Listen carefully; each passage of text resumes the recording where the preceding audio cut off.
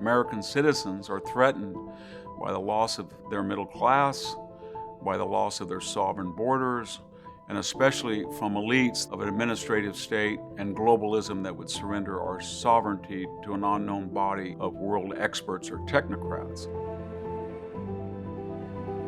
There are 2 million people scheduled to cross the borders of the United States between Mexico and America. None of them are going to enter legally.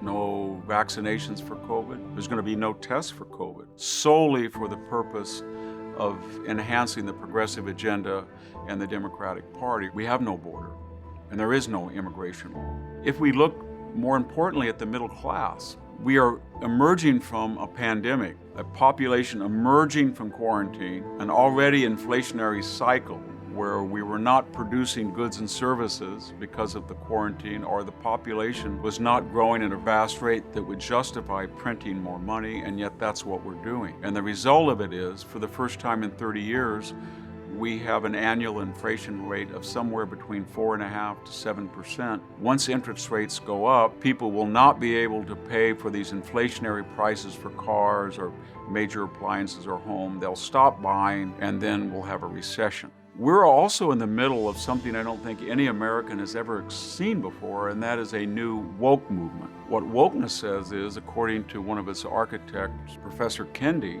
and to the creators of the Black Lives Matter movement, is simply this: because of discrimination in the history of the United States, it really can't be saved. As Professor Kendi said, to stop discrimination, you've got to discriminate. We now have to discriminate by promoting people on the color of their skin in proportions that are larger than their percentages of the population. As I speak, we have people in confinement who are apparently charged with organizing a riot or an armed insurrection. The media told us that, the investigatory bodies told us that, the Biden administration told us that. But here's the problem. No one has been charged with conspiracy. No one has been charged with racketeering.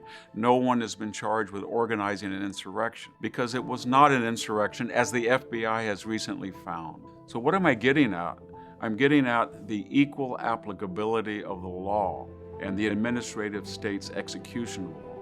We had a 120-day riot that had just finished, and that was the summer of 2020. In 120 days of rioting, a federal courthouse was torched. A police precinct was torched with policemen inside it.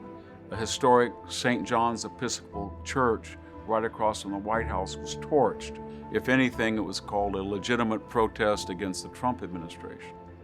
It was much differently portrayed in the press and by the administrative state. We've got to remember that there is an agenda, an international cosmopolitan agenda by very wealthy people, very sophisticated people, very educated people. And that's something called the Great Reset.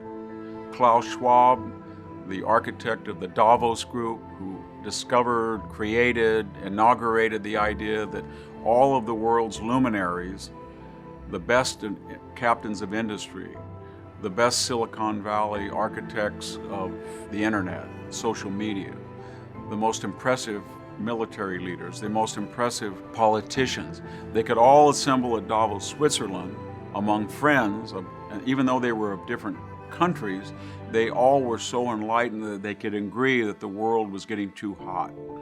And there had to be an international body that overrode legislatures or dictators or theocrats or democracies or republics. This group now is very earnestly trying to fan out through their respective countries to harmonize all of the nations of the world to turn over their sovereignty to the select group.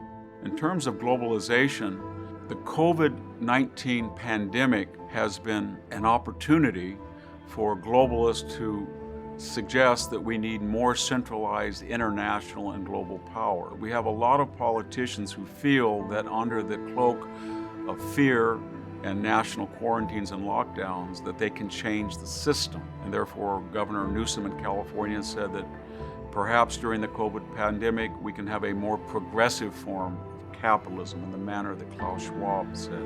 Hillary Clinton said, perhaps during the COVID lockdown, it's an opportunity to get a single health payer or more ambitious government health care plan. I think it was Jane Fonda, the actress and occasional Davos attendee, who said, thank God for the virus because it was a mechanism to get rid of Donald Trump.